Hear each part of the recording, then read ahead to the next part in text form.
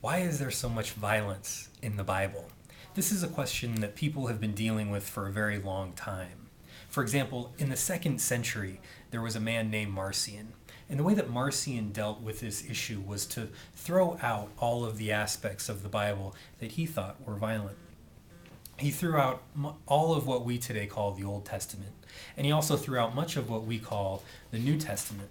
Well, the church at the time said that this was a very bad idea, said that in some way all of this scripture that Marcion is throwing out is in some way formative as to who we are. And I'm glad that they kept it, because the Bible doesn't run away from violence. It tells us the truth about human beings. And the truth is that we have developed this kind of propensity for violence. I mean, today we have developed more and more destructive ways of being violent with one another.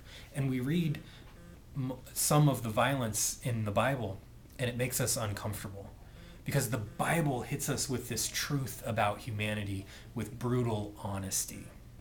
It doesn't just tell us the truth of human violence, it also tells us a critique of that human violence. And this is the genius of the Hebrew author, is that they had the courage to critique the violence of their own community. It's not that the Israelites or the Hebrews were violent. It's that humans are violent.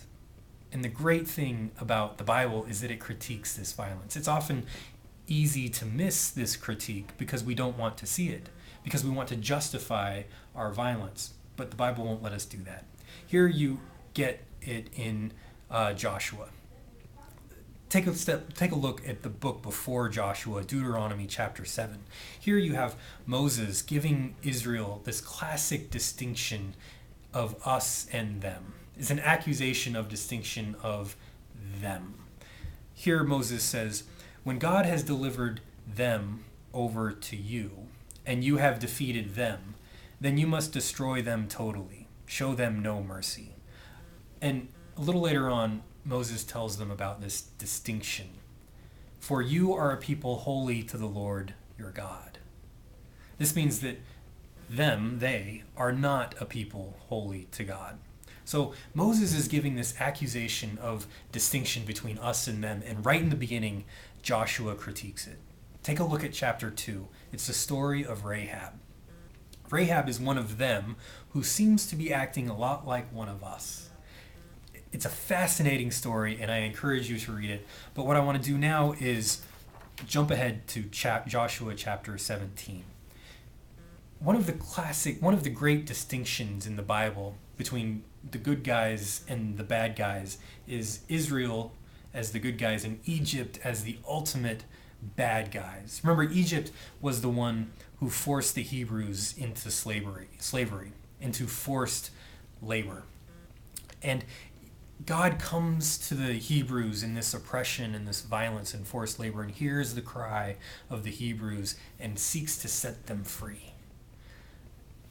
And so the whole Exodus story is based on God identifying with the victims. And God says, don't go back to Egypt. Geographically, don't go back, and spiritually, don't go back to the ways of Egypt. Well, here in Joshua 17, we read that when Israel comes into the promised land, when the Israelites grew stronger, they subjected the Canaanites to forced labor. Here, all of this violence on the way to the Holy Land makes Israel just like Egypt. And this is the critique. You can't miss this critique when you understand it in the context of the Exodus. Forced labor. This is exactly what Egypt did to the Hebrew people. And this is what the Hebrew people are now doing to others, acting just like Egypt. In Joshua chapter 6, verse 21, Israel is coming into contact with this town of Jericho. And here's how they describe the conquest of Jericho. They devoted the city to the Lord and destroyed with the sword every living thing in it, men and women, young and old, cattle, sheep, donkeys. Everything gets destroyed. Young people, babies are destroyed. Innocent people are destroyed.